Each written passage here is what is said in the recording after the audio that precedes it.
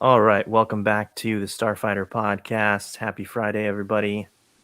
Of course, we are joined with a great panel today. You've got your co hosts, as always, Dom and Jake, returning guests, Austin, and we've got Ethan, regular on the show.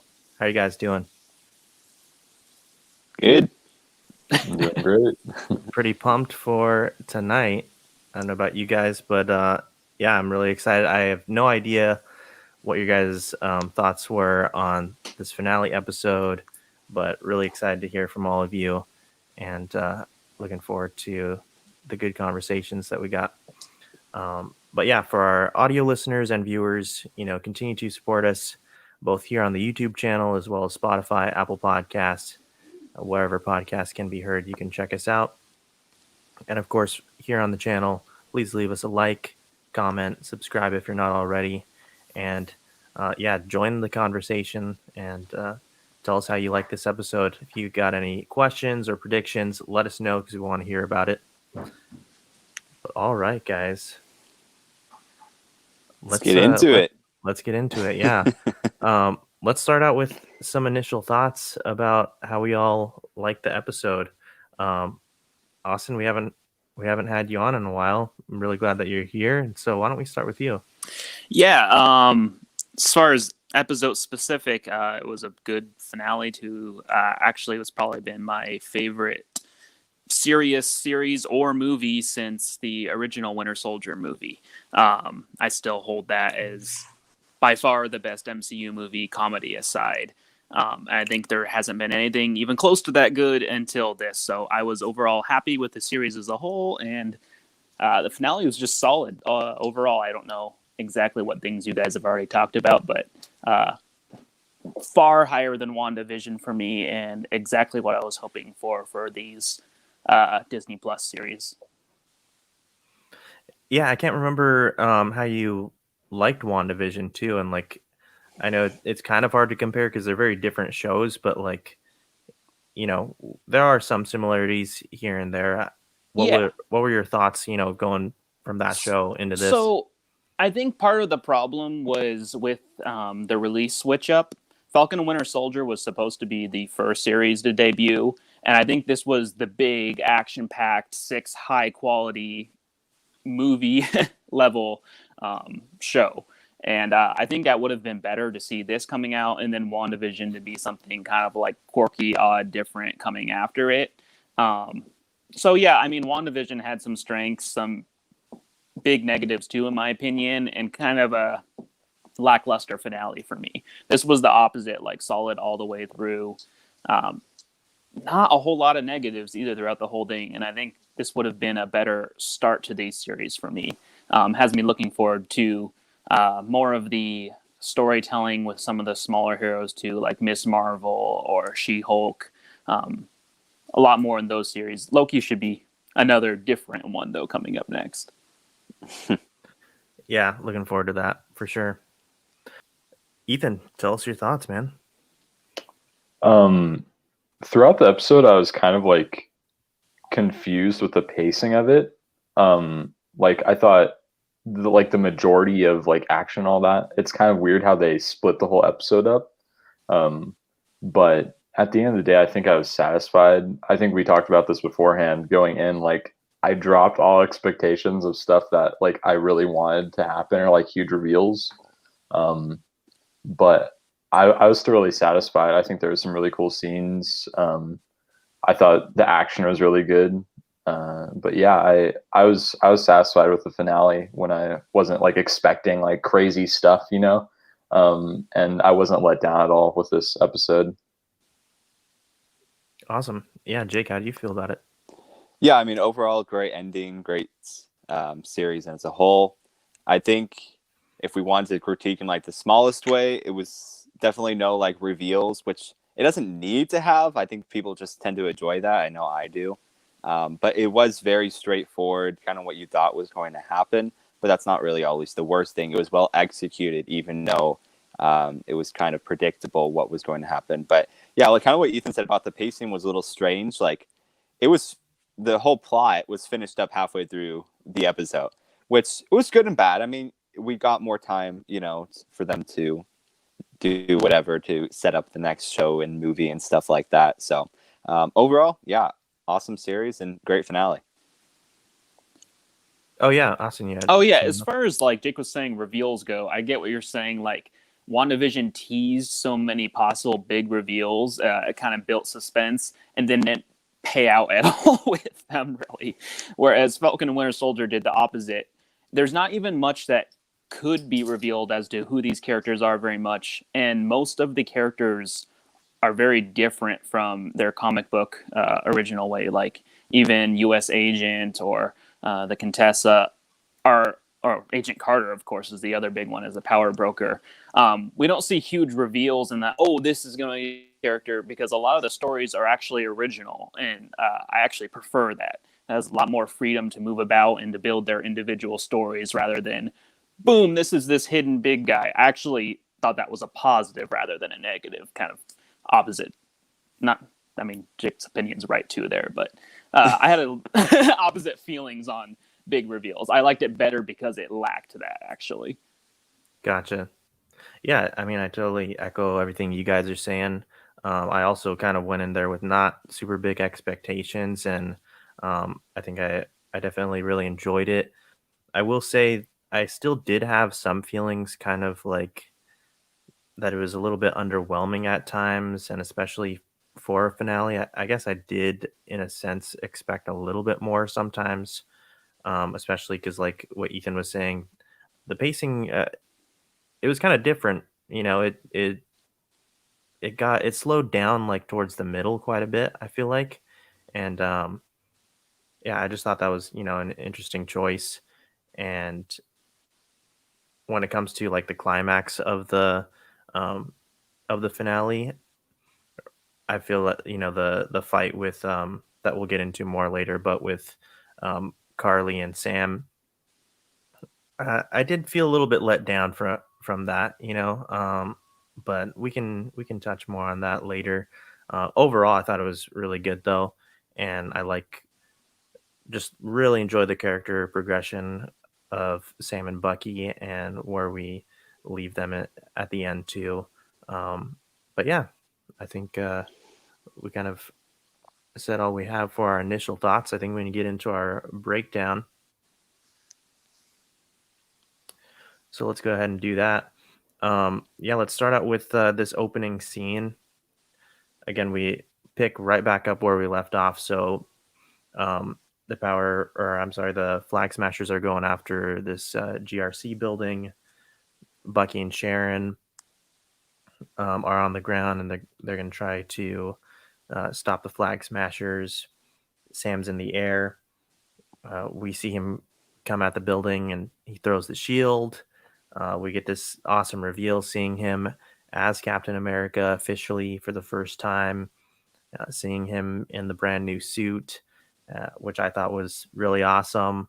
Definitely a great scene when he enters that building. What do you guys think, Austin? Oh, he's Captain Falcon now. That's awesome. No, the suit was cool. I was expecting it to just be a new Captain America suit. I was hoping it was a new Falcon suit, so you kind of got a mix of the two, which was cool. Aesthetically, the costume designs, I feel like even blew WandaVision out in this series. This series was more like what I wanted WandaVision to be and didn't end up being, or fell a little short for me. Absolutely love the new suit, super cool. And in the fight scenes, how it works with the shields and the wings, it was just really well done. Yeah, definitely. Ethan, any thoughts? Yeah, honestly, it's probably my favorite part of the episode is just seeing the suit intro. Like the way it works, like Austin said, the way it works with the shield, like it all flows super well, and the choreography with it just like works super good with the shield, like how he stops his wings into the ground, or how he uses it as a shield. Like it's really cool, and it makes sense. Like I was saying, the Captain America suit, yeah, we were kind of expecting it, right? Austin brought that up, it was expected. I did think we would get a cooler Falcon suit, but I'm pretty sure it had been leaked like kind of beforehand. But yeah, it looked super good. It looked better than any leaks that we've seen. So yeah, I was super excited to see it, and Red Wings back, so that was really cool too. But yeah, Yeah, Jake, curious to hear your thoughts. Also, something I want to throw in there, um, kind of like digging a little bit deep here, but with both Captain America and then I would say Iron Man was also kind of like another leader for the Avengers as well, since they're no longer in play here with our story with Phase 4 going forward. As far as we know, they're not going to have any big roles or big appearance or like maybe long running appearances. I kind of feel like Sam and taking on the mantle of Captain America, and then also, having this the tech. I almost feel like he's a little bit of both in a way, like a mixture of Captain America and Iron Man. But yeah, curious to know your thoughts all around, Jake. Yeah, I think throughout the show, it's definitely clear why he should become Captain America, and I like that, even though I was kind of Team Bucky previously. But yeah, the suit's awesome, really comic book accurate, which I thought was really cool, and the pattern kind of resembles Cap's suit in the Winter Soldier movie, so that was pretty cool to see. But yeah, I think he's definitely, you see it in this episode, stepping into that leader role, which I'm sure we'll talk about later with the movie announcement and everything. But I think we could definitely see Sam become basically the face of the Avengers, which I wouldn't be against at this point. I like him now a lot more than I did before this show started. But yeah, all this intro, just the way he flew in, and his moves were really cool with the shield overall. I thought it was maybe a little short-lived on the fight scenes, but for what we got, it was pretty cool. Yeah, and I feel like on the fight scenes, sometimes I mean, I kind of just wish that Anthony Mackie could have done more of them, because I feel like you can distinguish sometimes when the stunt double comes in, but obviously, happens all the time. But it's fine. But would have been cooler if he did more of them. All I'm saying. But yeah, we can stick more like with talking about the suit a little bit. Jake, did you want to take us into this helicopter scene? Yeah, man, I thought it was pretty cool. If anything, that's like a little critique. This helicopter scene ran a little bit long, but I definitely saw like there was a point to it. Just the way he was able to use his suit. We've seen him have his moves as Falcon, but it's cool to see him combine both. And like you were saying, with being part Cap and kind of part Iron Man with his tech, what he's able to do with Red Wing, and also, I mean, he's like looking at people's identities and figuring out all this stuff mid-flight. It definitely reminds you of Iron Man in that way. So it was definitely a good scene. And of course, kind of bringing things all the way back around from the first scene of the show being a helicopter chase as well, and what he was able to do. And I think the coolest part of it was just that he just took a freaking helicopter to the back because of his wings protecting him. That's one thing with the suit I wish we could have got into more, obviously lack of time. But we're assuming it's vibranium wings and everything like that. I was hoping to see some sort of tech, either the common, pulsing powers that come from vibranium tech, or something new. I think maybe we'll see that later on and whenever he reappears. But yeah, if we could see a little bit more of the details that go into it, because we know it's Wakandan technology, it's going to have some cool features. Totally. Yeah, Ethan, did you want to talk a little bit about this scene as well?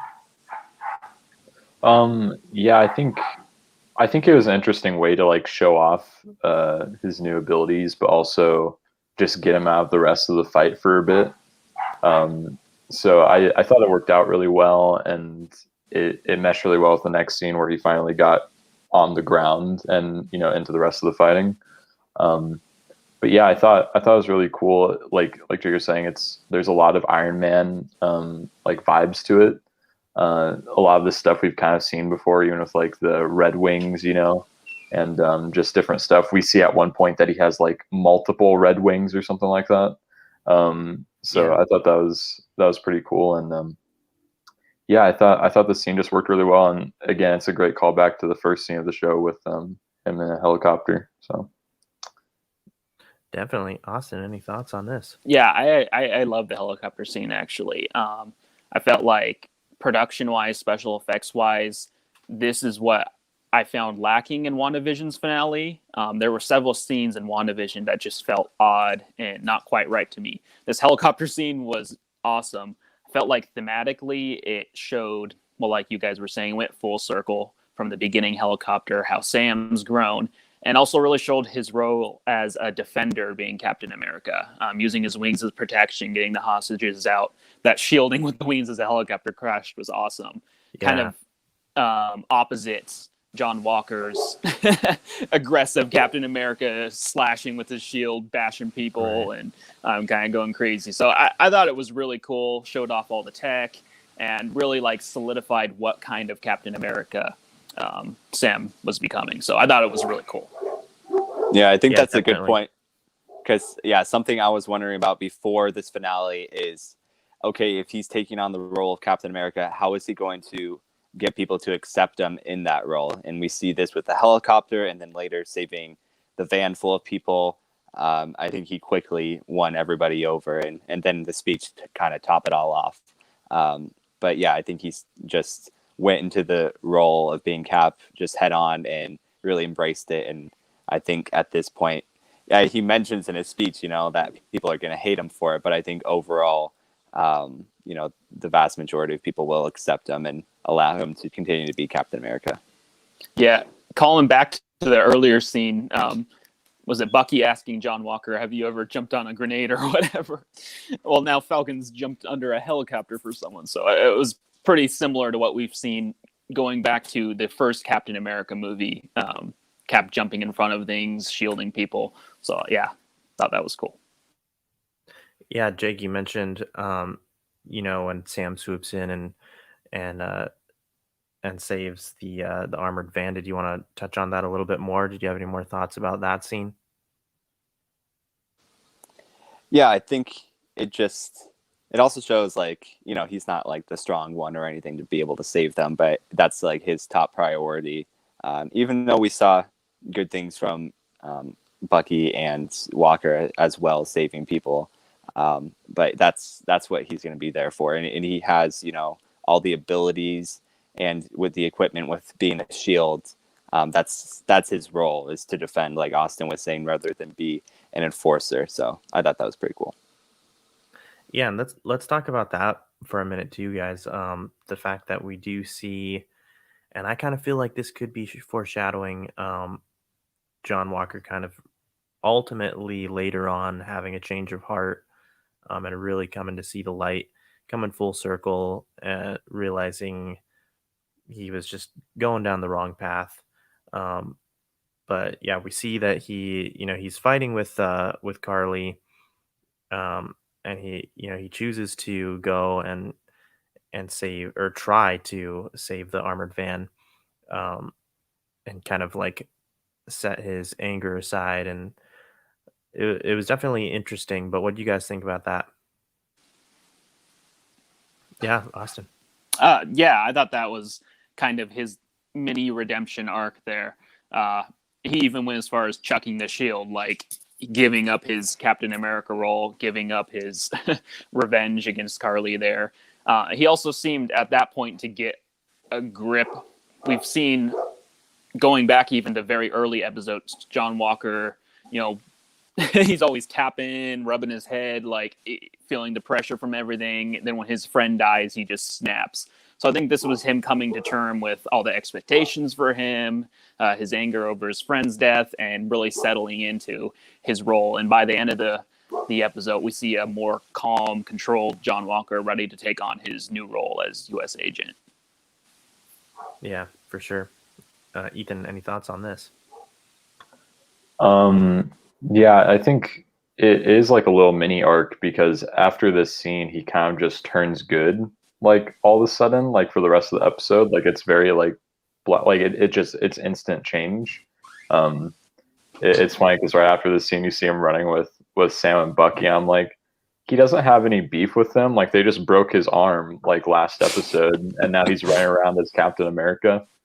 So I thought it was a little interesting, but it was definitely like a big change of heart in this scene. And he was a shield that didn't break like we thought it would, but it got busted up, and his badge of honor, right? So that was interesting to see, and I think I kind of saw this coming with him ending up being good in some sort of fashion, even though I don't think it'll stay that way for long. But yeah, I thought this was a really good scene, and I think it kind of changed his arc very quickly, but in a very good way. So yeah, I liked it a lot. Yeah, I've got to backtrack just a little bit with that fight between Walker and Carly, because this is actually one thing that kind of frustrated me a little bit, is the fact that Carly just keeps taking him down so easily. And like, okay, before he had the serum, fine, but it's like, I think it's kind of safe to assume that Walker's been doing the whole combat thing a lot longer than Carly has, and has more experience most likely. So it's like, why is she taking him out so easily? I don't really get that. Yeah. Did any of you have any thoughts on that? Yeah. Yeah. Go for it. Personally, I was feeling like this is not the calm, controlled John Walker we were saying. The twitching, the nervousness, and his fighting style just goes from controlled and disciplined to just psychotic. He's just thrashing, and he's not in control of his own mind. I don't know how much of that came from before he took the serum and all the pressure he was facing. Maybe the serum augmented that. He's just not in his mental control at that point. We see him just snap and fly off the handle at so many different things. So I think normally, yes, John Walker would easily be able to take her down, but I don't think this is controlled John Walker. I think this is just John Walker out of his mind, thrashing around, where Carly kept her calm and just smartly took him down. I think we see a little later, though, as John Walker calms down more, he starts being able to handle even multiple flag smashers on his own easily. So, possible explanation for him getting beat up by Carly. No, really good points. Because it's like, I mean, I know like that we don't really care for John Walker, but also we also don't really care for Carly that much too. And it's just like he's got years of experience, as a military man, highly regarded in his combat too. So yeah, but I would, to Austin's point, I wish that we had seen more, or heard more about the effects that the serum could possibly be having on him mentally. Did you guys have any more thoughts on this before we move on? I think we could have seen that a little more, and kind of maybe some flashbacks of his past experiences, because we got like a little glimpse of it when he was talking with Battlestar about taking the serum and the things that went down in Afghanistan that we didn't really get details of. It seemed clear that he had to do some terrible things in order to basically survive.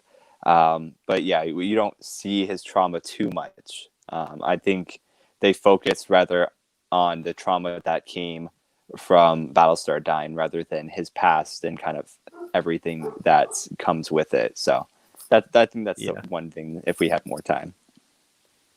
For sure. Yeah, I felt like we did see it, though. I think it was just a lot more subtle. We don't have to get into specifics. Not everybody has to have some big sob story. He's not right. He obviously has at least some PTSD. He has extreme pressure from being forced into this public role in front of the entire world. And we see it in the scenes where he's just sitting still. He's fidgeting. He's sweating. He's just like the dude's losing it. He's cracking under the pressure. So the serum obviously couldn't have helped that any too. But I liked the subtlety with his character, actually. I actually really ended up liking the John Walker character from beginning to end. He just starts, in the beginning, you don't really understand him. He seems like this spoiled golden boy. But as it goes on, you see the just tremendous amount of pressure he's under and how he just can't deal with it. And then losing his best friend just shoves him over the edge. So I actually really liked his arc overall and didn't really feel like there was much needed to his story. He's faced tough things, tons of pressure.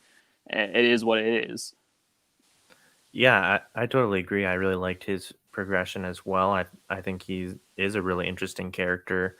Um, he did get irritating at times, but I'm more so had a issue with Carly, and I feel like kind of that classic, you know, pushback on Marvel, like not being able to stick the landing sometimes with their villains. I think it fell flat just a little bit, for me at least.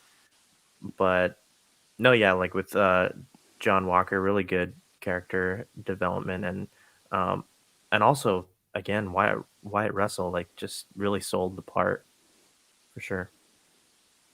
He did a great job. So yeah, you mentioned the villains. I don't know how much you guys have talked to that in previous ones, but that's something I like thought actually that this series did excellent on. I've always been like, I feel like there hasn't even been a single good, like, great Marvel villain. Like, I mean, Thanos was all right. I mean, I guess Loki, but he's more of a minor villain than anything. I thought, of course, Baron Zemo was fantastic. I loved him in this series. And then you had just more, I guess, subtlety. There wasn't a big evil. I mean, you have Sharon, who's kind of working towards her own selfish goals. You have Carly, who's trying to help people, but just keeps escalating till things get a little overboard. And you have John Walker, who's trying to fulfill what he thinks his new role is, but getting out of hand for him. So I thought I really liked the subtlety as far as there's not, oh, I'm gonna come take over the world and destroy half of humanity. Like, there was no big extravagant villain. Right. It was definitely different. Yeah, it was a lot different than your typical issues that are raised up, and your typical conflicts that you would see. But so while, I do feel like she did become the antagonist in the end for our finale. Oh yeah. And you kind of even see, like, with her followers, like, them kind of questioning his, like, when she says they got to kill the hostages, and they're like, but then they keep going. Like, that's not where they started from, and it just kept escalating until there was, like, no backing down, and now she's the villain, like, where she didn't really start that way. And we see, too, in her interactions, like, she didn't want to hurt Sam. She didn't want to get people who weren't involved hurt. But by the end, that was kind of, she had just gone too far. So, yeah, I didn't love her as a villain, but I felt like it was actually fairly deep and more depth to villains than we typically see in your short Marvel movie. Yeah, I hear you. I want to talk a little bit more about her as well. Oh, Ethan, go ahead. Well, I was just going to say, kind of to that point, it's one of the few times where we see a villain try to take like a political view on what they're trying to do. And I feel like that hits harder because in the end, it has more implications when they're trying to do stuff like that. Granted, she tried, but I also don't think she was doing like what she was doing was really going to do much. Like, it's kind of hard to believe like their whole movement of, yeah, we want to bring things back to the way they were before, like the blip and all that. I'm like, or not the blip, but like after the snap or whatever. It's like, that's not really possible though. Like, what are you going to do? Go, kill half the world again? Like, that's not, it's impossible at that rate. So I think it's interesting. And again, it kind of reminds me of Winter Soldier. Like, Hydra was doing their thing, but it was also more political view on it at the end of the day, where they're trying to, like, it's more about who's in control and the issues behind that. So yeah, I didn't like her the best as a villain. I definitely think she fell kind of flat towards the end, but I also think it makes sense because it's hard to tell like the effects of the serum like on her, but the fact that like kept escalating so much like makes sense with her having the serum, because that's what John Walker was doing. Like, you saw him escalate to killing a flag smasher, but her, it was just escalating the views that she like already had and doing what she was now like capable of actually doing. Right. So I thought that was interesting to see, but again, it was more subtle compared to John Walker, where it's just like it's just instant. So I thought that was good to see, and even like the good side of her, where it's like, oh, I don't want to kill you, Sam. Like she was fighting the guy relentlessly, and wouldn't like kept fighting, but like didn't want to kill him. So I'm like, it's kind of the good and the bad, but She's a political idealist, not a murderer. yeah, of course, yeah, of course. I'm kidding. Totally. But yeah, I think it's interesting to see that that view in Marvel, and you don't really get to see it too much, but I think it hits harder, and it leads you to conversations that we have like later in the episode that Sam has with the senators and all that, which I think have a lot more value. So, yeah. Yeah, absolutely. I do want to, come back to Carly a little bit later on, but yeah, let's fast forward just a little bit. Let's go back to kind of where we were at with our breakdown. Let's talk about, now the crew goes to chase after Carly, kind of like in that underground warehouse type of place, or looks like someplace underground. And this reveal that we get, it was teased quite a bit, I think, with Sharon being power broker. It's definitely what I thought from the very beginning. But there was times that I was just like, well, is that too obvious though? But they went with it, so we got to take it for what it is. Curious to hear your guys' thoughts on that, because I feel like that it's kind of really mixed when it comes to people's opinions, whether they like her taking on that role. For me, I think that it's pretty cool. Like the idea itself, was it like necessarily earned? I don't really know. I would lean towards no, because we get very little screen time from her in the series, but also throughout the Marvel movies that we've seen her in. She also doesn't get very much screen time too. So it's kind of like she goes like, from like this progression, she goes like super fast.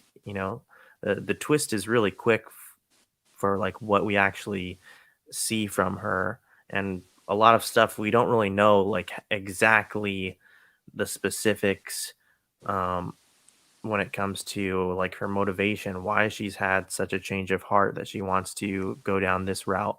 But yeah, curious to hear your guys' thoughts, on this scene, specifically with Sharon being revealed, and anything else when it comes to her kind of facing off with Carly. Yeah, I Jake, thought you it wanna- was. I thought it was good. It just like it wasn't a reveal to me because it was so obvious. So it's like it's fine. I think it can be cool, just her moving forward. It just like I don't know. They almost like set it up as a reveal when it's so obvious, which is kind of just like annoying. But I get it, I guess. But she definitely, now that we kind of know her role officially, you can see kind of from the start that she's been a different person. Like now we know that she basically, I forget the one woman that Bucky and Sam met with the Madripoor, but she's the one who took her out. It most likely seems like, or at least ordered the hit on her. And just when they were in all those cargo containers with the scientist, and she was just kind of ruthlessly taking out everybody. And then the beginning of this episode, when she just poisoned that guy to death, like right off the bat. I mean, she's ruthless now. And then we see her finishing Baytrick off. That's a little sad, just because I like having him around just to pop up every once in a while. I thought that was pretty funny, but yeah, I'll be interested to see where she goes from here, if she becomes a major villain in the movie. But I don't know. I do like her overall. Yeah, like you kind of said, we don't have that much screen time to really develop her more, but I think it could be really good moving forward. Because even though, yeah, I hear what you're saying for sure. Even though I think we all really liked what Baron Zemo brought to the table, I almost kind of feel like maybe we should have had a little bit more time with Sharon if they're really going to set her up and have this twist at the end. You know what I mean? Maybe sacrifice a little bit of Zemo time or from somebody else, but obviously I don't really want to sacrifice time with Zemo because I thought he was one of the highlights of this series, but it's just I kind of feel like she could have used a little bit more time, and it would have helped this twist at the end kind of land a little bit better. Yeah, I think one interesting point is that Carly believes she's the power broker, and that's about all we know, which kind of leads into Nick's comment that he put up. For the podcast listeners, I'll read it. Nick says, "Oh, and there's a little part of me that believes Sharon isn't the power broker because of who she might be talking to at the end, but I'm sure I'm wrong, because Carly thinks she is. She never says that she is herself. So if she's talking to somebody, it sounded like she was talking to a subordinate in the final scene. So I don't think it would be like she's working for the power broker, but I guess it's always a possibility." Yeah, for sure. And appreciate you sending in that message too, Nick. Austin, do you have any thoughts? See, as far as Sharon being the power broker, I'm fine with it. It's actually been a really, really long time that Sharon's just kind of been left out in the wind by herself. So who knows what she's had to do to survive to this point, to build herself back up. So yeah, I think it's totally fair to say, she becomes the power broker. There's plenty of time, plenty of motivation. And I like her in the role as it. As far as having more time in this, I don't feel it was really necessary. That's another story for another time with more escalation. And I don't think it was so much the reveal that she is the power broker. The reveal was more about how ruthless she's become in this last episode. We don't really see it as much. In the previous episodes, we see her helping out who we believe is her friends. I mean, maybe she's fighting a little harder. Yeah, like Jake said, the poison scene, ruthlessly killing people that might reveal her secret. It's a lot rougher. So I think more than the reveal of that she is the power broker, more of it is the reveal of what she's willing to do. And yeah, I really liked her as power broker. I think there's more to it. What is her goal working forward? I see it being something bigger than just making money. She doesn't seem like that kind of a small goal character. So it should be interesting moving forward and see what her bigger motivations are. Yeah, good point. Any thoughts? I liked it because I think it made her character make more sense. Like in the show, she was just the hookup, right? Like she's like, yeah, you know what? I got a couple of satellites, no biggie. She has some crazy like house in Madripoor with just a bunch of like old paintings. Like, no way she's just like low level like making that. Like I think it makes more sense now. So I liked it. I thought the reveal, like the whole exchange between everything was kind of weird, and going into the Sam and Carly fight, it kind of just like how abruptly she ends things, but also just like again how ruthless she was. Like I was not expecting her to like poison that guy in the truck or whatever, and I was like expecting him to like pass out or something, and then you look at him and he's just messed up. I'm like, okay. But yeah, I think it's an interesting character change. I don't think she really needed more time, just because I don't think she serves as much of a purpose in this show. Like she was more of a villain to Carly. Like she wasn't doing much against Sam and Bucky, so I don't think it was really necessary to like push out more of the power broker in her. But I think it gave it just enough to set her up for future installments, or whatever she's gonna need to do. But yeah, I think it just made her character make more sense, because I kept thinking, I'm like, how does she just have multiple satellites that she can just pull up and just just keep tabs on Walker? But I think everything makes a little more sense with her character now, and why she was able to do the stuff she did, and why she had the hookup she had. So yeah, I was, again, and we talked about this the other day, I don't think any of us were surprised to find out she was the power broker. Like, I'm pretty sure we were calling it, Like, I do think it's a good reveal, but I don't think it's groundbreaking by any means. So yeah, I thought it was good, and I'm interested to see what they do with her in the future, how evil she'll get, or things like that. Yeah, definitely. Why don't we keep going a little bit further with kind of where we're at? Just now we have Sam make his entrance because um, Sharon shoots Bartruck, Carly shoots Sharon, and Sam comes in to confront Carly and I think stop Carly from killing Sharon too. But what were your guys' thoughts on this, Jake? Yeah, I thought it was interesting that Sharon would, put so much priority on keeping her secret rather than shoot Carly. It was kind of like a weird standoff there, but yeah, I thought this was really cool. Again, we see Sam not really wanting to fight Carly in general, just using all defensive moves basically, and that's just kind of part of his character, as we see through this entire show, that he doesn't really give up on people. He always is trying to talk to her. And I think that goes really well into his speech, which I'm sure we'll talk about. But he's basically saying she was right to call the JRC out for not doing what they can to actually be helping people. And so, yeah, we definitely saw that he saw good in her, which there were some, but she was obviously going off the deep end even more in this episode. I think my favorite line from her was, what did she say? That I don't want to hurt people that don't matter. And saying that to John after she just killed his best friend, it's like, wow, Yeah, that's pretty I didn't messed up. like that. But yeah. But the fight scene overall was really cool. Again, like we talked about with like the wings as his brace, so he could actually take hits from supers and everything like that. And then yeah, it felt like it had to be done. I for one am relieved that her character is done. We won't be seeing her again. That's nice. And I actually like John Walker a lot because I thought it's possible he could have died in this, and I'm glad he survived it. But yeah, Sam for one was not going to kill her. I guess she could have been arrested, but as we see, Zemo wasn't going to allow that to happen. So Sharon ending things, especially because Carly was someone who knew she was a power broker as well, seemed really fitting.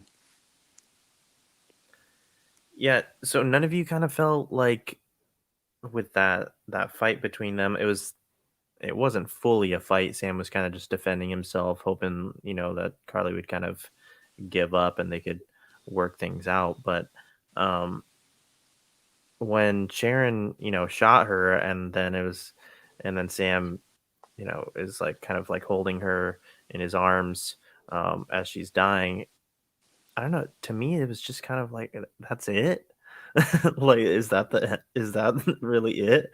But I don't know. Did either any of you guys feel a little bit of that? Yeah, Ethan.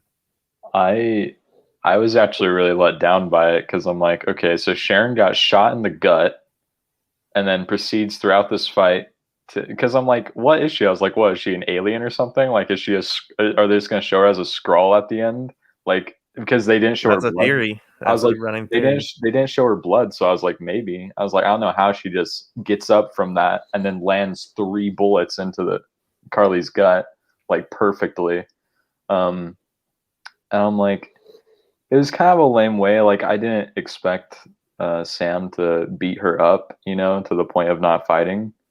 But I honestly expected Walker to come in maybe and get a fight in, or something. Like, I thought it was just a very abrupt way of ending the fight, uh, and it was kind of like, I don't know.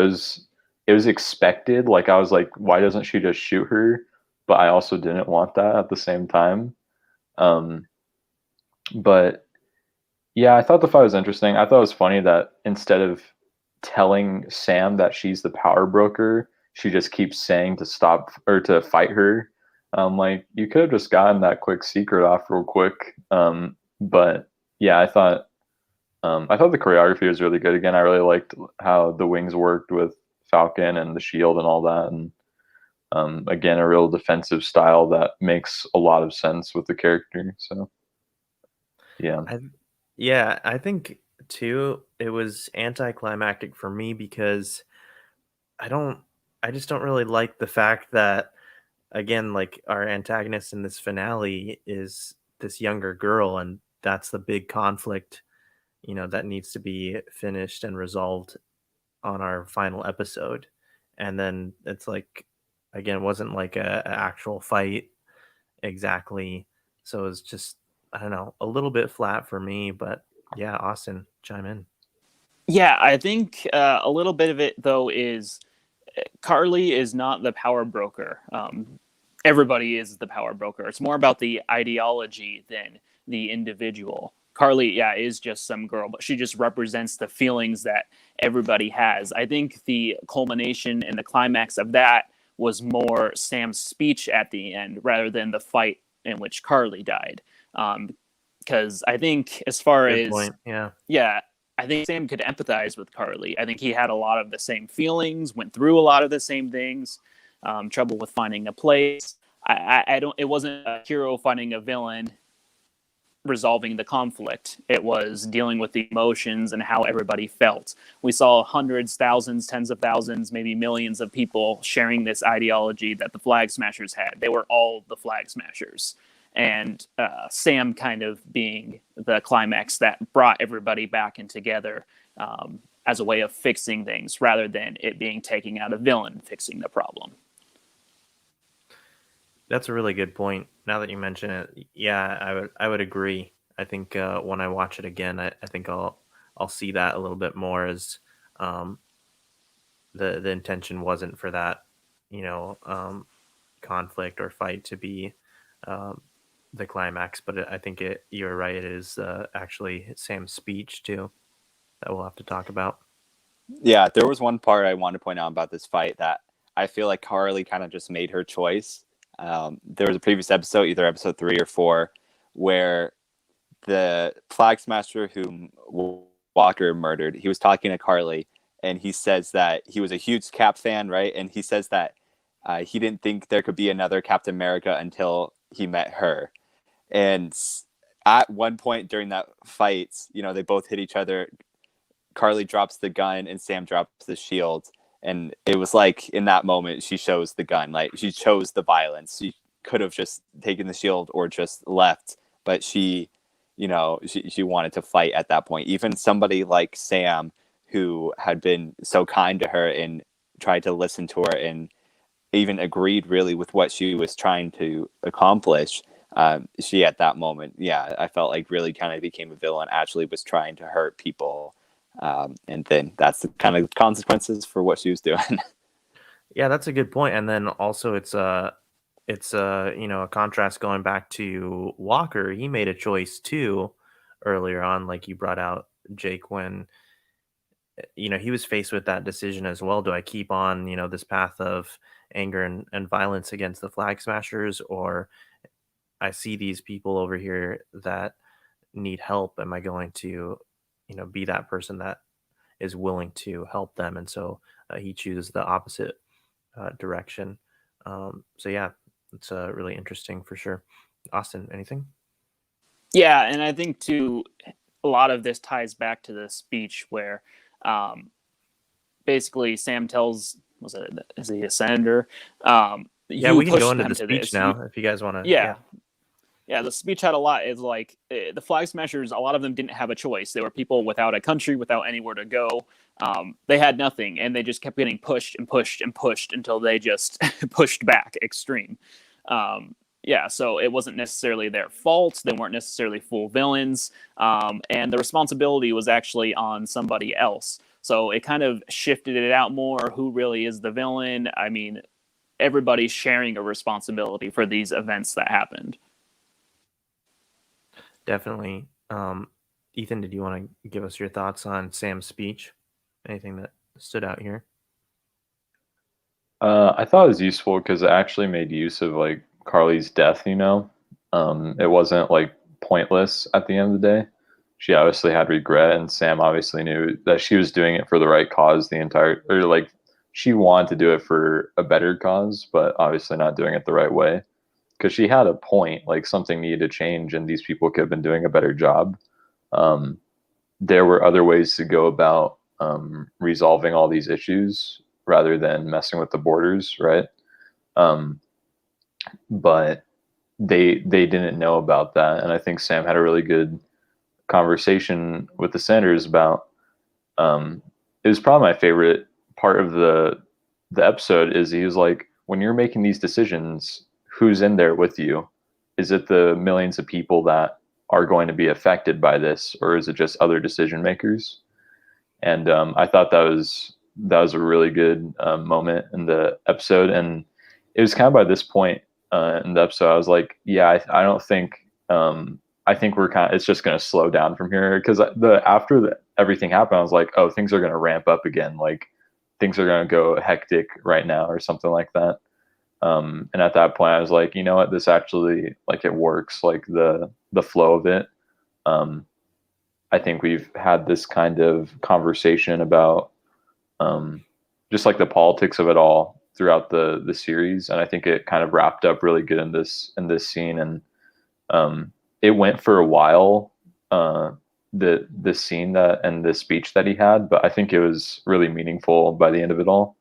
And I think it actually accomplished something in the episode. Like, it didn't feel out of place. I thought it was all kind of building up to that, and it makes sense why he's Captain America now. And it all worked with the character too. So I thought it worked really well with the episode, and kind of, it was kind of the conclusion of it for me.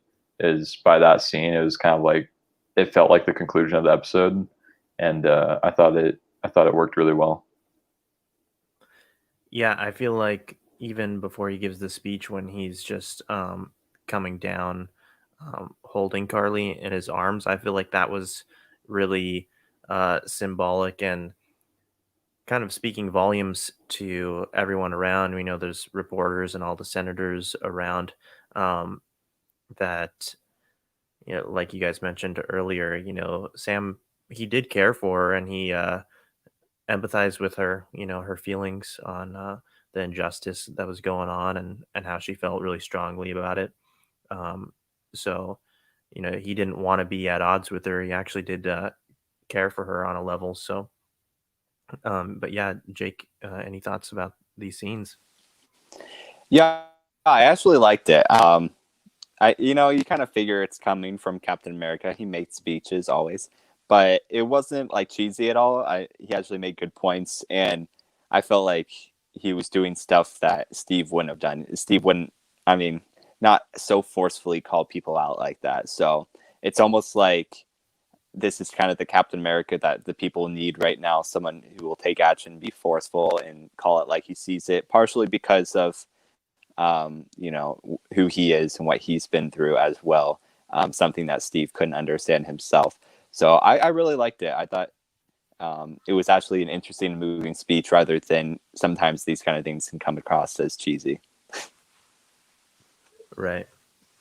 Ethan, do you Yeah, have anything else? yeah. Going on that point, it's something that Steve couldn't have done. He doesn't have the same experiences that Sam has, or the same past, and also, uh, he was in ice for as long as he was. Like, he doesn't have that background that he can look back on and be like, you know what, yeah, something needs to change. Like, he doesn't have the history or any of that knowledge to go and do that. After he got out of the ice, he did not have the hardest life, let's be honest.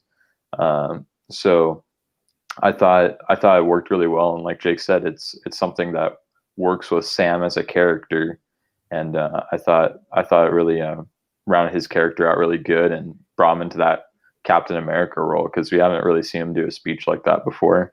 But just like all of the aspects of his character kind of just came together right there, and I thought it worked really well. Yeah, I want to move on to Bucky if we can, and talk a little bit more about him. I think, especially in this episode, maybe in a couple other ones, the focus is really on Sam, but Bucky also got some really good development. I know, me personally, for a while I never truly understood the hype behind his character, but going back and watching Winter Soldier and Civil War more, and from the beginning of this series as well, I definitely like Bucky as a character, and I'm a bigger fan for sure. And so I want to talk about him going back to visit Yori. I think a lot of us thought that this was what was going to happen, how he was going to resolve things. I was curious to see if how he was going to handle it, if he actually was going to tell him that it was him, and he does. And so I think personally, the way that I felt about it is, again, like Sam said, you were avenging, you weren't amending before, and so um, you don't see the whole conversation, but it also doesn't really seem like they really left on bad terms, and I just felt like it was a really powerful moment. Um, when he tells him that it was him, and the camera kind of zooms in on his arm a little bit too, and Yori asks why, and he said, "I didn't have a choice." Um, I just thought it was really powerful stuff. And again, I think all these things help you really relate to uh, the pain that Bucky is constantly dealing with, but also, him wanting to move on. But what's really special, I think, about this scene is that those feelings of him wanting to move on with his life, get to a better future, he kind of sets those aside, and he's putting the feelings of other people first, because he's willing to take on the pain of telling Yori that it was him that killed his son. So I, again, just thought it was a really special moment. But yeah, you guys want to talk a little bit about this? Jake? Let us know. Yeah, I do wish it could have been more to this scene. Like, it seems like he wasn't ready to, still be friends with him at that point, because we do see the later scene where he goes by the sushi Right. bar there, which I think that would be great if he can be friends with the old guy and, talks to this girl more, because she was really cool in the first episode.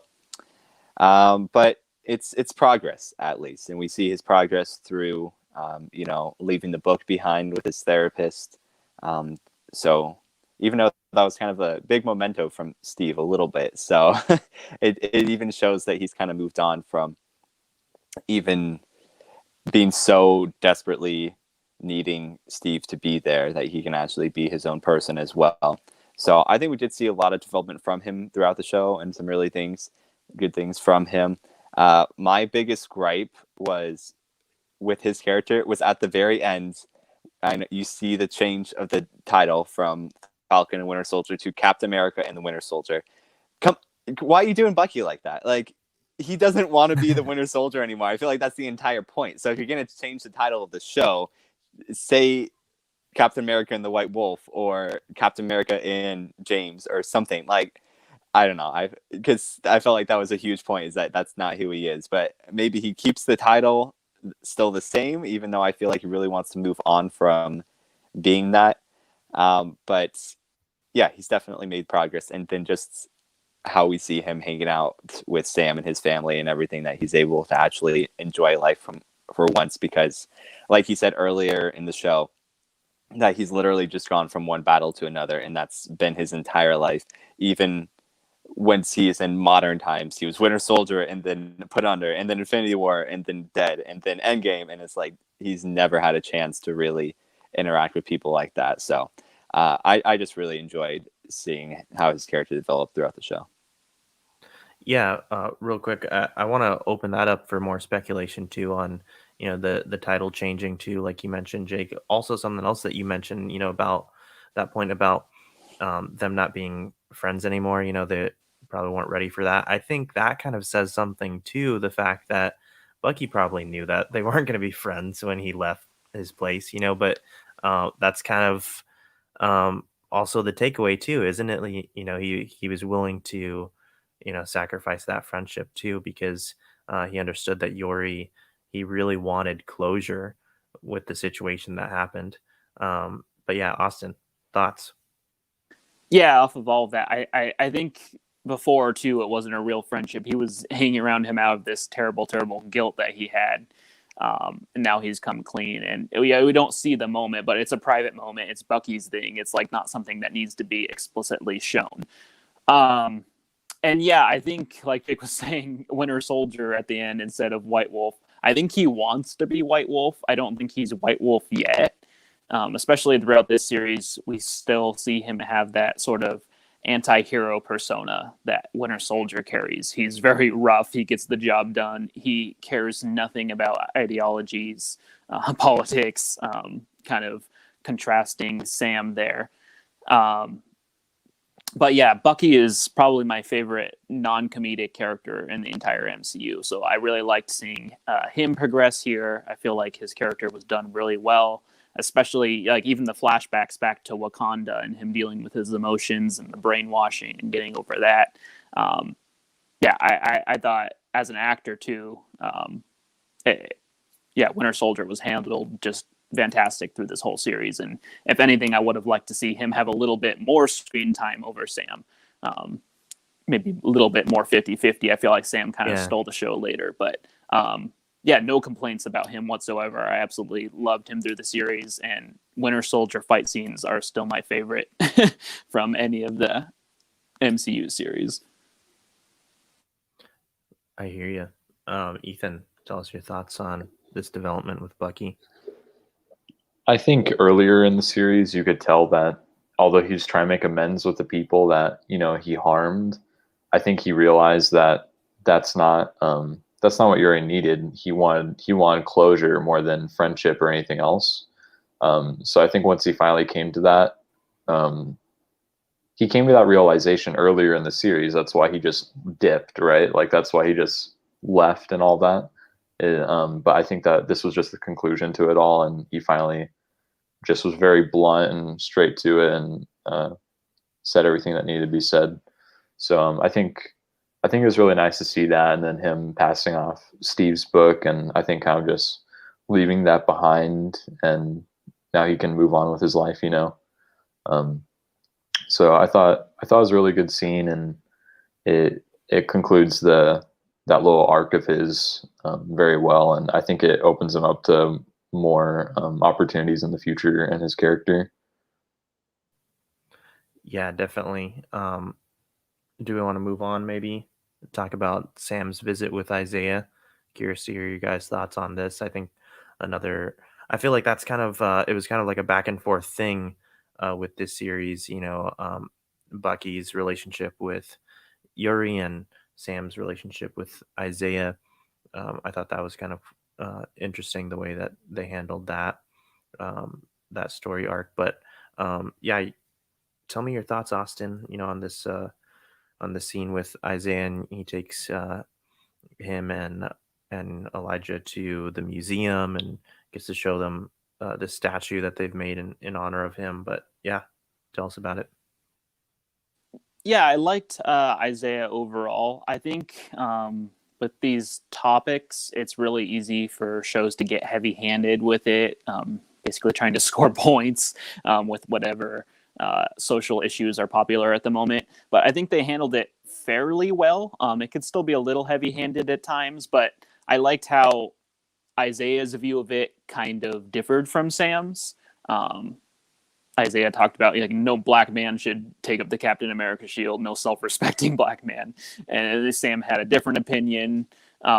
So yeah, I think they did a good job at least showing the different opinions between individuals, and then Bucky, of course, contrasted all of that by he could care less about any of that. So I thought that was a good wrap up to Sam and Isaiah together, and then of course leaving the kid open for joining the Young Avengers eventually.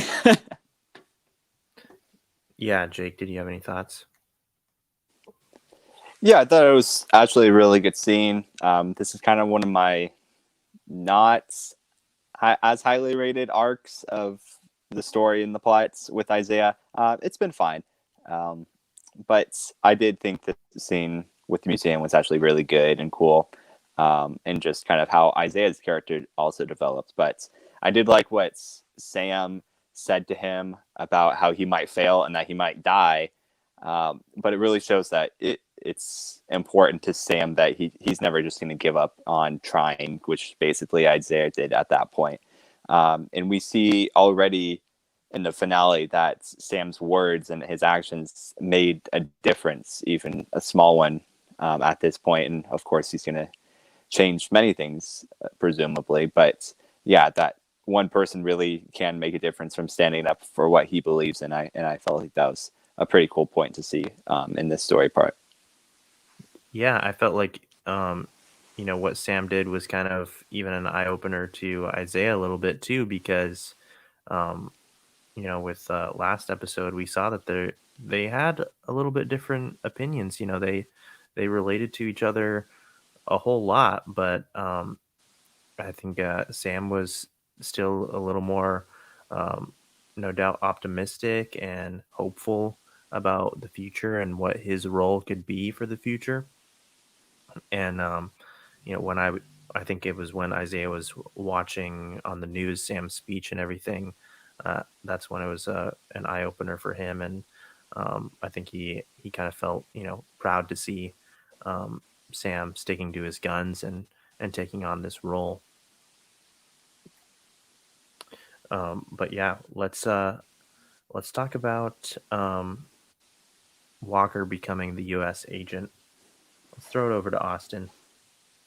Yeah, I was curious about that because we had that scene at the end of the last episode where he was making the shield. I'm like, I don't think Super Patriot or U.S. Agent would have some weird, janky homemade shield as he become the villain. But no, he wrapped up nicely his arc, and now he's gonna kind of get that more focused role that fits his style better than the ideal Captain America. So I think he'll have a little bit easier time with that role, and that was a good way of leaving him open for future roles. Definitely. Ethan, your thoughts on Walker officially becoming U.S. agent? I was kind of waiting for it because that's the one reason I didn't think he would die in this episode, is because they hadn't announced him as U.S. agent yet, and I think that was kind of necessary to his character. I think the outfit, it's really comic accurate, which I thought was interesting. It's straight up comics. The black and red always makes me think of Hydra, so that's always it's always good to think about, and that correlation. So I'm guessing there's going to be something like that in the future. It's the only thing I can think of. But yeah, I thought it just works with the character. Like, I don't think we were ever going to see him as a Captain America. So kind of seeing him as his own deal, it works a lot better with the character, and I think makes him a bit more likable, just knowing that he's not like an imposter. So yeah, I thought it wrapped up the character really good for this episode, and it gives him a lot more opportunity in the future as to what they can do with him, and it's kind of his own character now, so I think it works really well, and it makes his persona and just behaviors make a lot more sense as more of a soldier than Captain America. So yeah, that was my view on it. Awesome. Yeah, totally agree.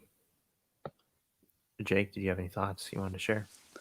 Yeah, I was just a little surprised in this episode, really, how much of a hero he kind of came back to being. I expected him to come in like cracking skulls and kill a few more people, and then just like do his own thing with Hydra. And like, although he would always stick to his ideals, just kind of a more violent rogue sort of anti-hero. But with this ending, he obviously doesn't know who Valentina is, which is going to be an important point whenever they show up again together.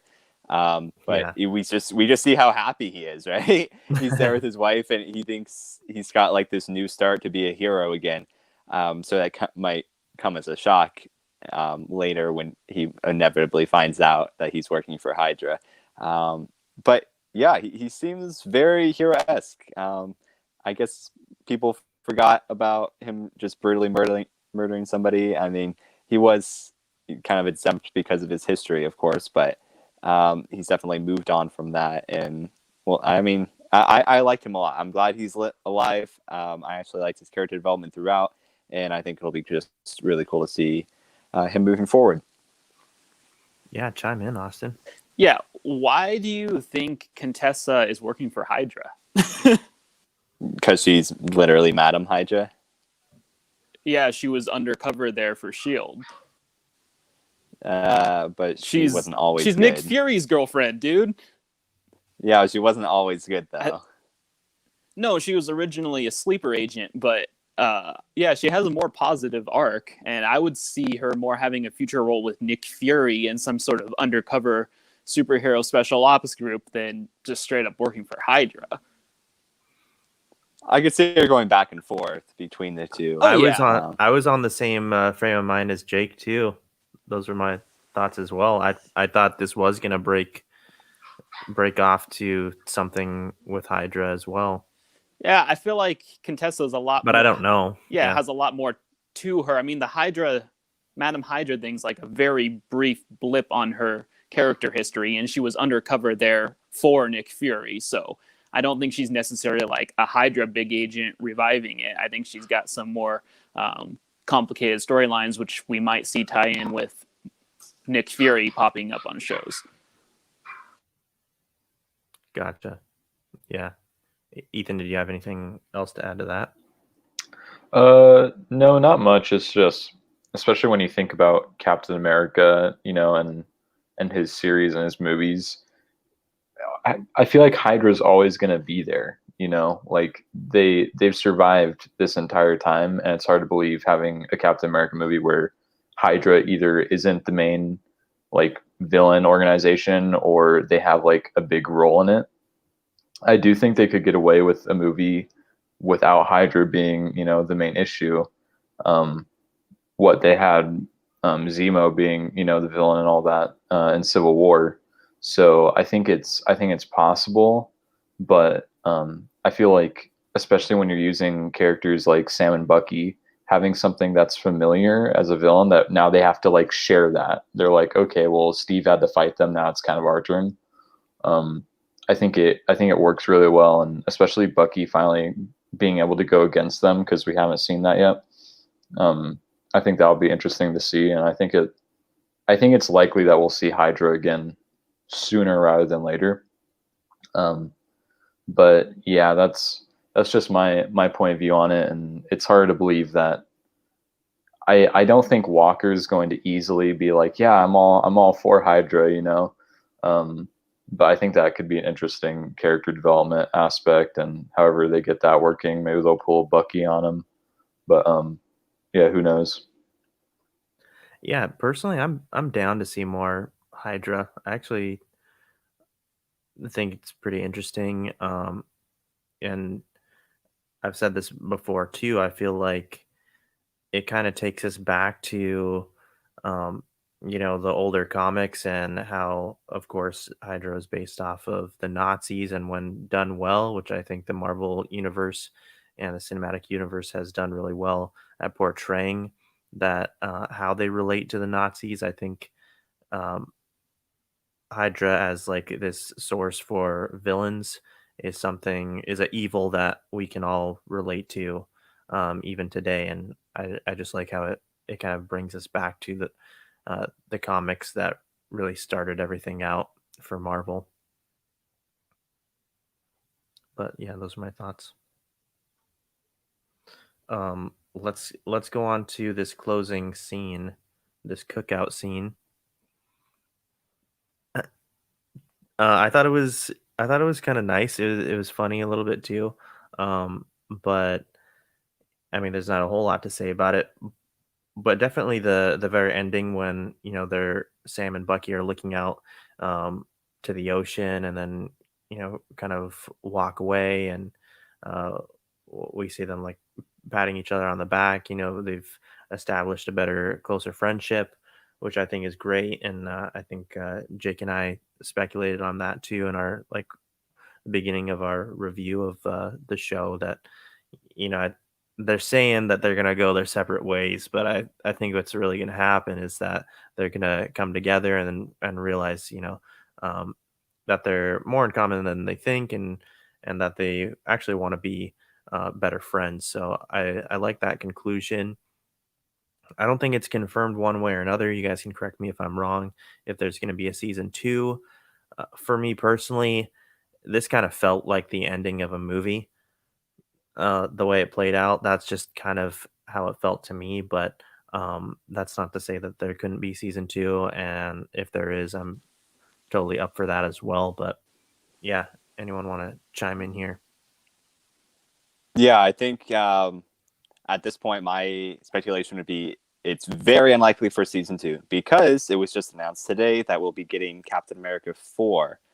And of course, we don't know anything about it, but it is presumed that it'll be about Sam. And that's obviously like a working title as well.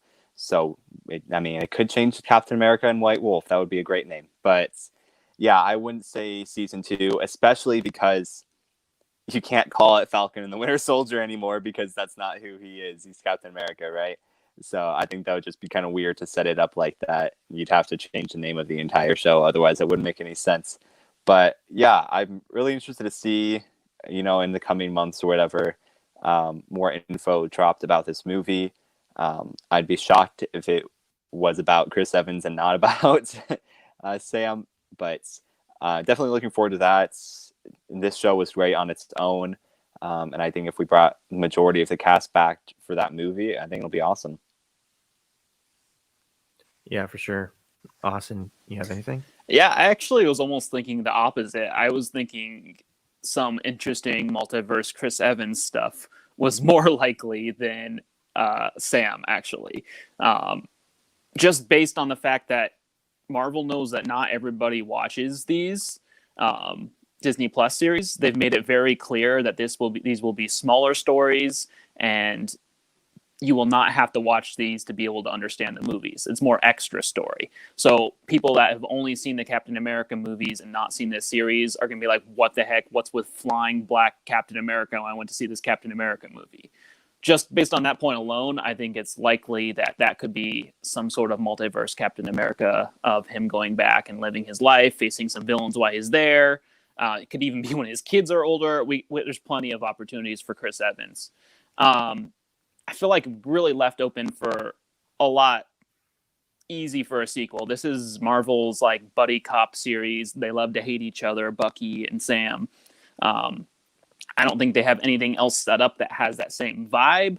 So yeah, I'm definitely seeing season 2 as being likely, in my opinion, actually. I don't know.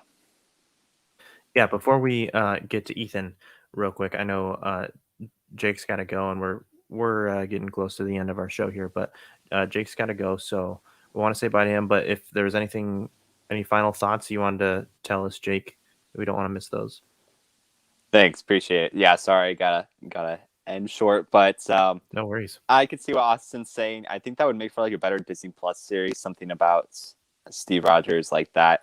I really just don't want him back in the first place. I saw that like people were making billboards about bring Tony Stark back. It's like I feel like both Steve and Tony had perfect endings in Endgame, and anything later than that is just kind of going to ruin that for me. I again hope it's about Sam and Bucky again because they were obviously awesome together, and now that they're actually good friends, I think it'll continue to be really funny. And there's so many villains, whether it be Zero or Sharon or Hydra, that they could set up for the next movie. I would assume it'd be Hydra because that's Captain America's thing is to fight Hydra, so that would be really cool. But yeah, hopefully that comes sooner rather than later. I think it'll be awesome. And just that they announced it immediately after, I think it's a good sign that it's going to be a continuation of this show.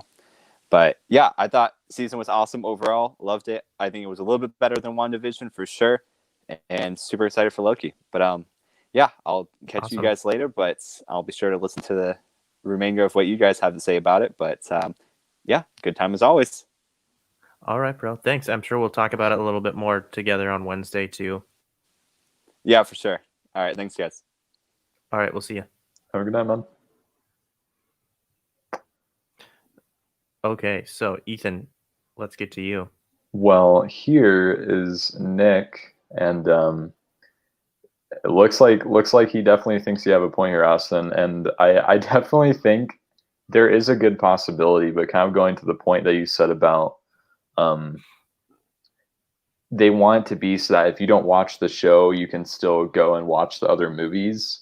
But I don't think people would be. I keep forgetting, but the scene where Captain America Steve gave Sam the shield, right? So it's like if they just took it at that value and they're just like, okay, and then they hop into another movie, they're just like, oh, well, he got an outfit to go along with it now. Um, so I still think it's possible, but who knows what they're going to do with the multiverse and how drawn out that's going to be. For all they know, they could do a whole phase of just multiverse stuff. Like you have no clue. So yeah, it's definitely possible. You never know. So Yeah. Oh, go ahead. Sorry. Also, Nick says, also, I hope Austin's name is Austin because I can't see his name. it is. You Can are you confirm? correct. Can you confirm? Okay. Think so. No, that's a good point though, because WandaVision kind of had the same thing. Like we get enough from the end of Avengers that Wanda's kind of losing it, and something's going to happen. And just going into Doctor Strange, you'll have understood it enough. So yeah, that is a good point. I actually would rather see a Sam and Bucky movie. But I would actually even more want to see a Sam and Bucky TV series just so we have more time with them. There's more time to see their personal relationships, their families, the more fun. I don't know. I'll be happy either way to see more Sam and Bucky. Yeah, for sure. Well, should we get into this post-credit scene? Austin, are you doing all right for time? Yeah, no problem. Okay, cool. Ethan, you're good for a little bit longer? I guess. I'm just kidding. yeah. All right, let's get into this post-credit scene then. Ethan, why don't you start us out here? Well, it looks like they're having a hearing with the same senators that Sam was talking to, right? And they're talking to Sharon, and they end up giving her a pardon and offering her government position back to her as an agent. And she accepts. And so now she's back as Agent Carter. And right after, I forget what's said, but yeah, she takes a phone call and kind of talking about some illegal Madripoor stuff, no biggie, just crazy, dangerous tech and weaponry. So yeah, no crazy drops in this scene, but it's good to see that at least we know like what her position is now, and she'll probably be more manipulative going forward now that she has an in with the government.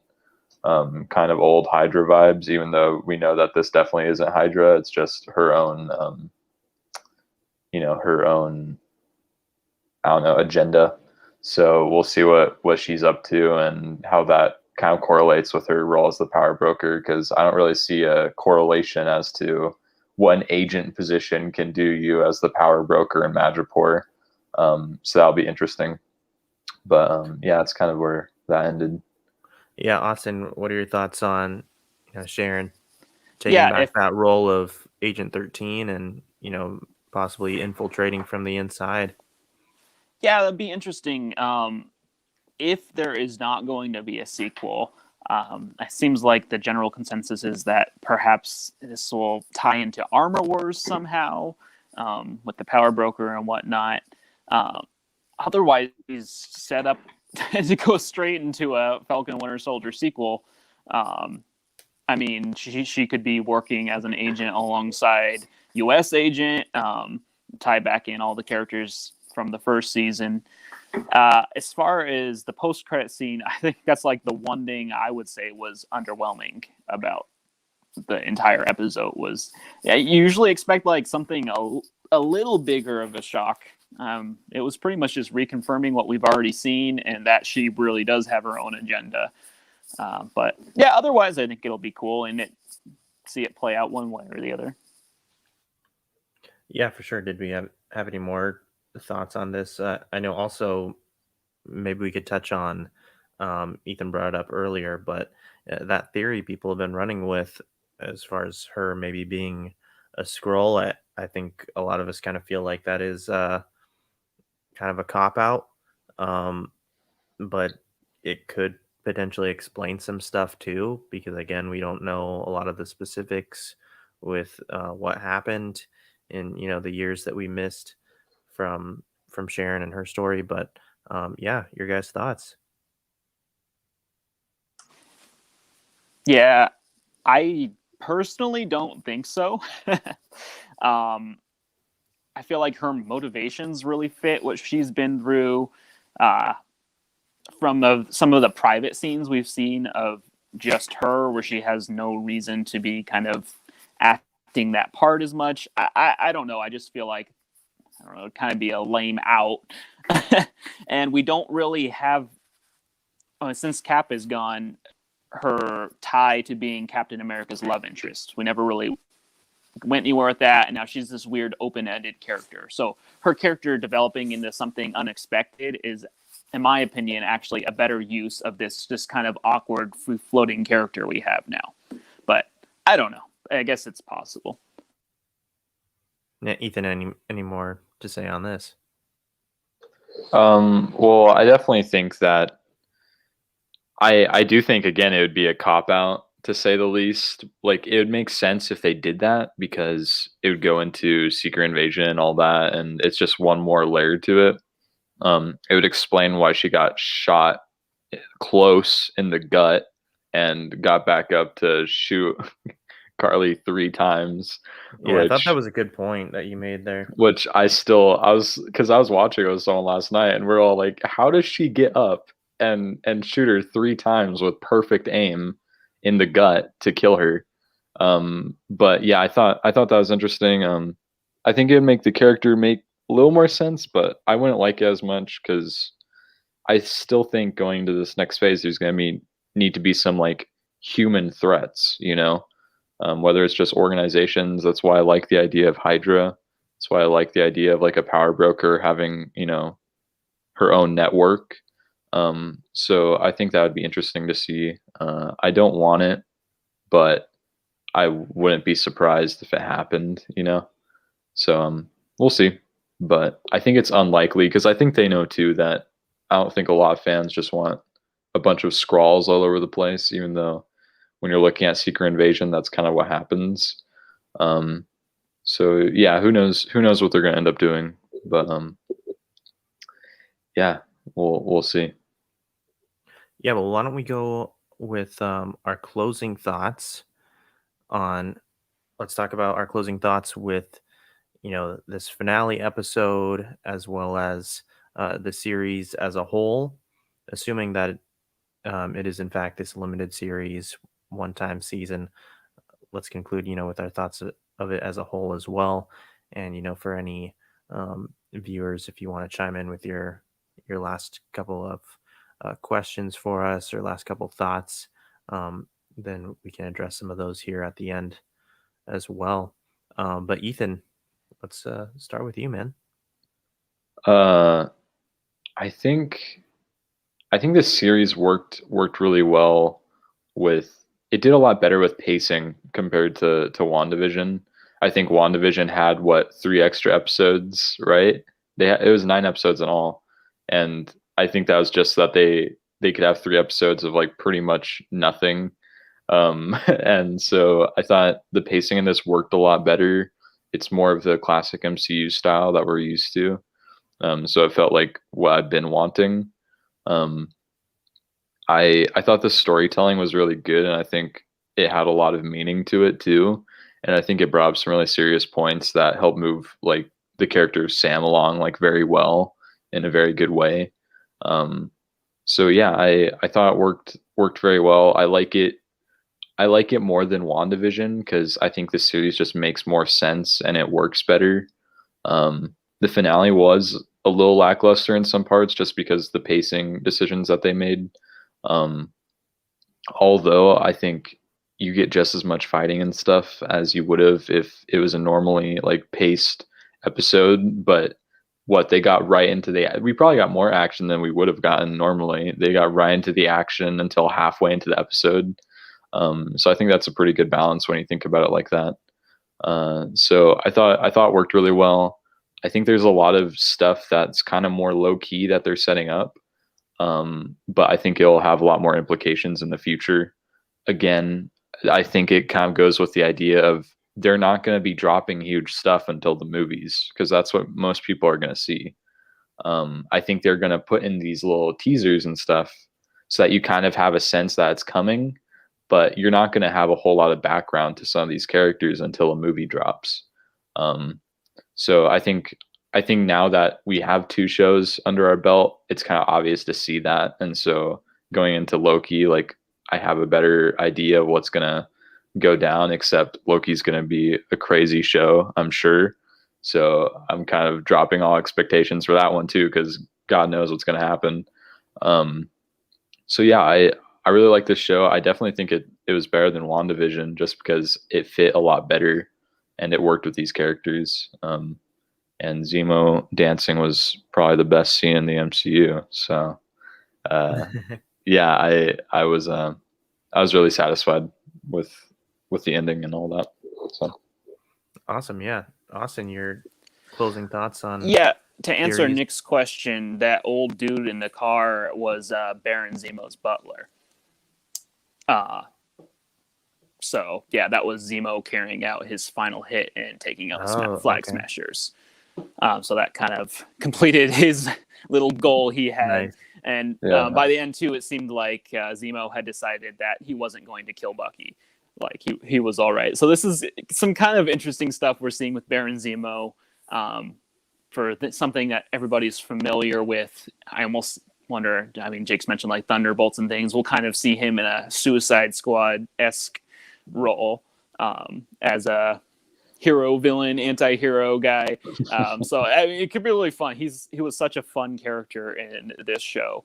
I absolutely love this show beginning to end. This has actually been my, comedies aside, because I love Guardians of the Galaxy, favorite MCU project since actually The Winter Soldier, which is my favorite non-comedy MCU movie. Same. Yeah, pacing, it was a little awkward at times, but I think it's more like a 6-part movie than an actual TV series. So, Yeah. I mean, the action coming at the beginning of this episode was kind of like the finale of the movie, and then our little afterwards after, which was ended up being half of the final episode. Let's see what else. No, but this really was what I was expecting from these Disney Plus series. More time to deal with the characters and build them up, see their personal lives. I mean, the time we spent with Sam and dealing with his family's fishing company really makes me more excited for some of the other smaller scale projects. Like, if we had 10 episodes of She-Hulk, maybe we'll get to see some of like the courtroom drama cases, and it's not just like smash, smash, fight, fight, big villain. We'll actually get to see some of what makes the character unique. Same with Miss Marvel, maybe actually getting some like high school drama mixed in, getting more of these genres that the MCU hasn't been able to tap yet, because there's not time in a movie to set all these things up in a good way. That's like one of my biggest critiques with Spider-Man, is we have all of this opportunity for good, interesting high school settings and younger character, and it all just goes out the window, and it's just fight the villain, same routine as always. So this made me extra excited for future Disney Plus projects. I think, like Ethan was saying, Loki is going to be very different from either of these two. I think this was your typical action adventure buddy cop series. WandaVision was the very quirky, supposed to be mystery. I actually did not like it as much. Yeah, we got the sitcom mixed in there, definitely, for sure.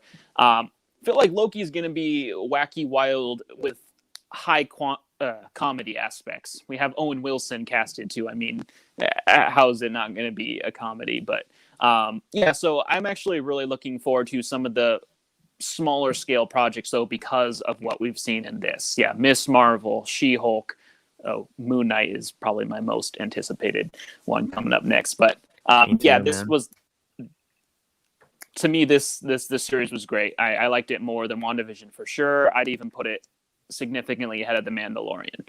So wow, high positive for me. And, I wouldn't. Yeah. I might not go that far, but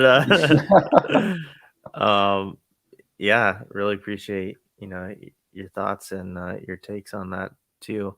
Um, for me, I also really enjoyed the series. I also enjoyed it um, more than WandaVision as well. I think kind of what you were saying earlier, Austin.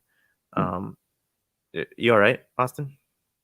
Oh yeah, I'm fine. Sorry. Oh, okay. No worries. Didn't know something was going on with my mic or something. No, you're But good. yeah, what you were saying earlier, the differences and um, as far as like cinematically, I totally agree. I mean, it just felt like so much that it was shot more so as a film, as your feature film, and then WandaVision was purposefully way more episodic.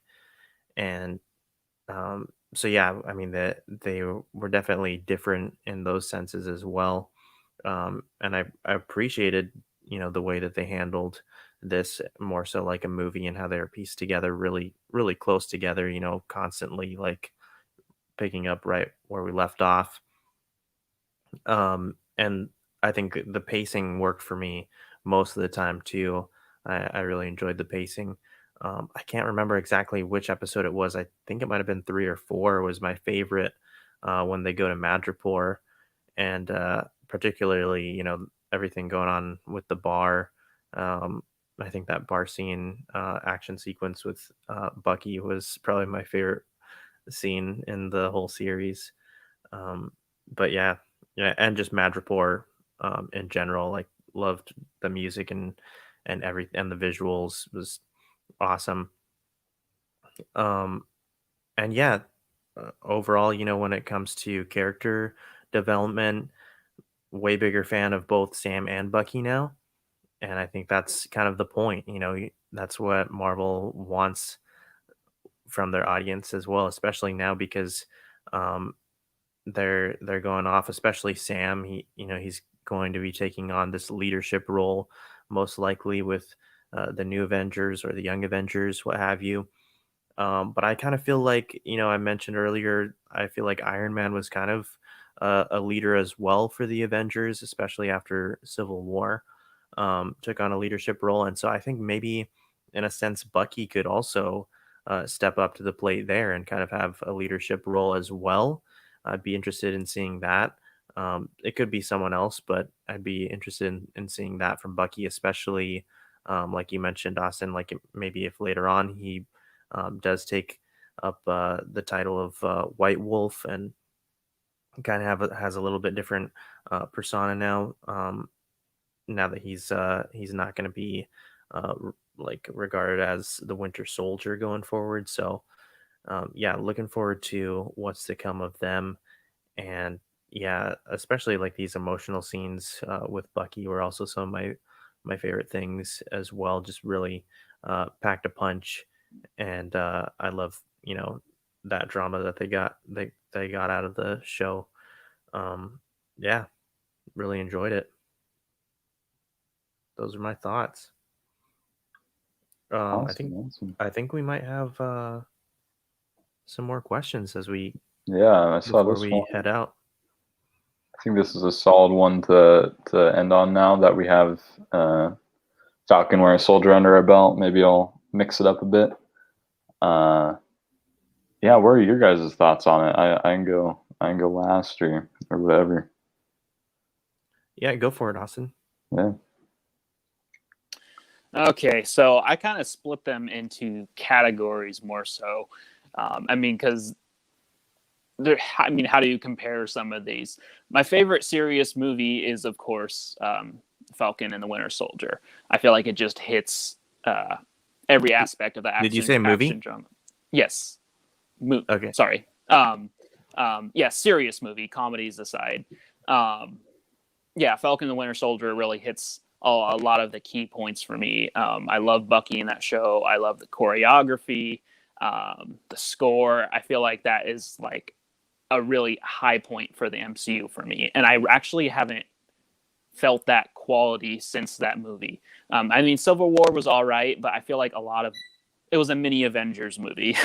We wasted a lot of time on Spider-Man and Iron Man, which was fine, but it wasn't the same as a Captain America movie. Oh, okay. So I'm sorry, you're talking about Captain America 2 then. Yes, And the Winter Soldier. I almost thought you said, I could be wrong, but I thought you said Falcon and Winter Soldier. So I was Oh, sorry. trying to figure out. No, I could No. be wrong. Trying Captain to figure out America, which one. Winter Soldier. Yeah, yeah. Yeah, no, I love that one. Comedy wise, and maybe overall favorite, Guardians of the Galaxy. So many aspects of that. Chris Pratt is brilliant. Yeah, Rocket Raccoon is possibly my favorite MCU character overall. See, third place would be tough. Like I like some of the Avengers movies, but they're just not my favorite. I love the Guardians aspect in Infinity War. Every scene with them is fantastic.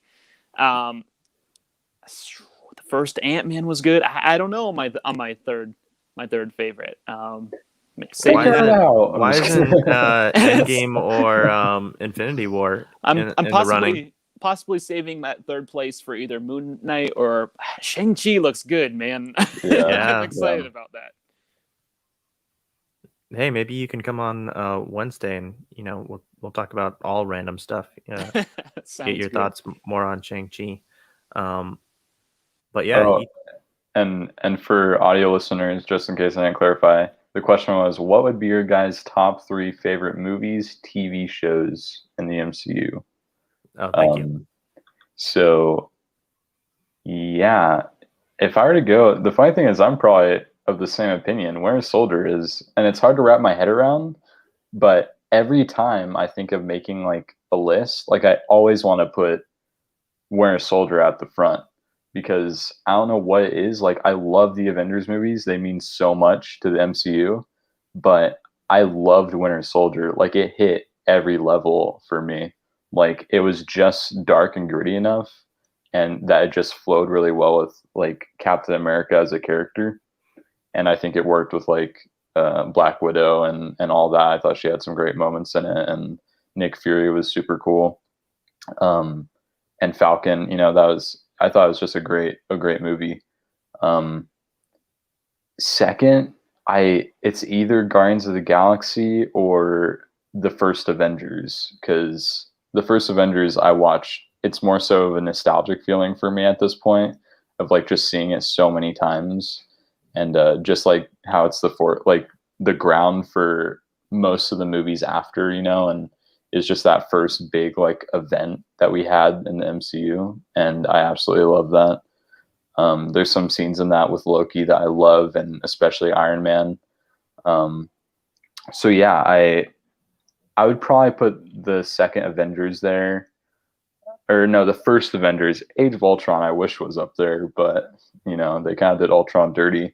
Um, and then I think Guardians of the Galaxy would be my third, because it probably has one of the best soundtracks of the entire MCU, up there with Thor Ragnarok was pretty good too, but it was great. And the thing is with Guardians of the Galaxy, I was not expecting much, like at all. Like, I don't think most people were. Most people were like, "Who is this?" And it turned out really good. So I think we lost Austin. I do think we lost Austin. Maybe he'll come back in. But yeah, great list, Ethan. Yeah. For sure. I think he might be back. There he is. There he is.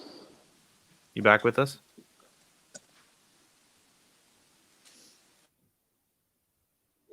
Okay, well, while he figures it out, I'll run it. Top 3. Yeah, while he figures it out, I will give my top 3.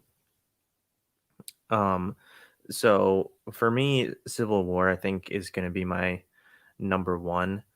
Just the experience was really nostalgic for me personally. Looking back, I don't think I've ever felt like that hype and just so many different emotions at another Marvel movie, except maybe, I mean, Endgame would probably come in close second, but it's just everything. I mean, Team Iron Man all the way.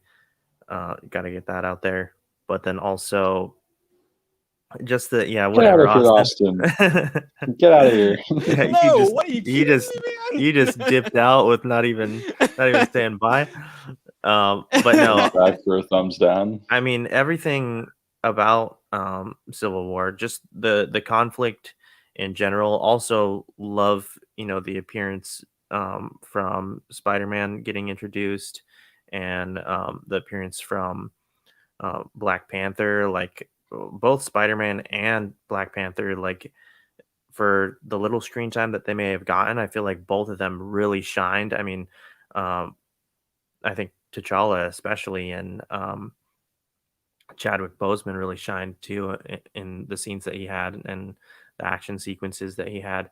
But yeah, that the conflict, and I think people didn't really give Zemo enough credit, even though, yeah, again, kind of that classic case where maybe we could have done a little more development with the villains. But I personally really liked Zemo from the beginning, and it was kind of that thing that's always stuck with me about the conflict, where it's like Zemo doesn't want to do damage on the surface level. He wanted to infiltrate from the inside, because if I can get these guys to break apart from the inside, that the damage after that, the damage that's done there, can last for a lifetime. And we saw that it lasted for a while too. The Avengers still aren't really, put back together, um, in a sense. So yeah, I mean, and then the conclusion of that movie too, not to drag it on too long, but I just absolutely love Civil War, and the whole battle between um, Cap, Iron Man, and Bucky, I think was amazing. Also, I don't know what Austin's doing, but this is really interesting for for the audio listeners. What do you think Austin's doing right now, Ethan? My phone is about to Relocation. die, is what's going on. Oh, no worries. If you gotta go, man, we're closing up right now. We're slowing down here. Slowing down. But you can stick with us if you want. Up to you. I'm good. I got the wireless charger. All right, little field trip for the live stream. And so yeah, number one, Civil War, followed closely by Endgame. I mean, that climax, guys, when Yeah. The big three. on your left, dude, that moment is just insane. And Yeah. that entire battle is I still get chills unbelievable. watching it. I went Yeah. and watched it a couple weeks ago. I was like, what is this feeling? I was like, oh wait. Yeah. Yeah. Next time yeah. you're over, man, we'll have to watch that Mhm. together. Yeah. Love Endgame, and I really love Infinity War too, and I'm gonna probably put that as my number 3. Yeah. I would put Civil War up there. I love the list. I love your list because it's what I like. It's what I want to say. Like it's exactly what I want to say. But I can't hear Ethan. Can you dumb? Yeah, I can. Dang, that's Oh, real that's fine. unfortunate that you can't hear me. I'm just kidding. But what I was gonna say is the reason I didn't like Civil War isn't on the list is because Iron Man didn't win. So that's the one issue, Nah, but Yeah, because no, I think Civil War, in the comics, I believe that Iron Man does win, but he definitely won the comic. I'm almost positive he did. I'm almost positive as well. And hey, let's be honest, if Iron Man wanted to, he could have flown like a mile up in the air and just shot rockets. Okay, I'm just saying, it could have happened. It wouldn't have been cool, but it could have happened.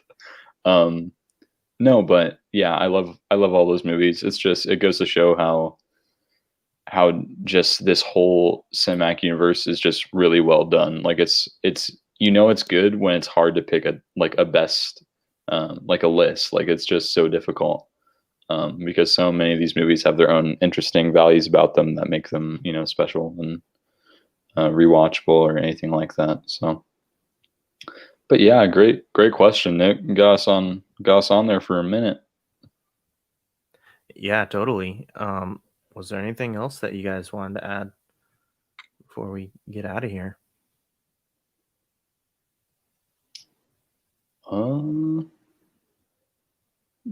When's the next show happening, man? When we running it? It's Wednesday. Wednesday? You guys are always welcome anytime. Austin, are you good? You can hear us and everything?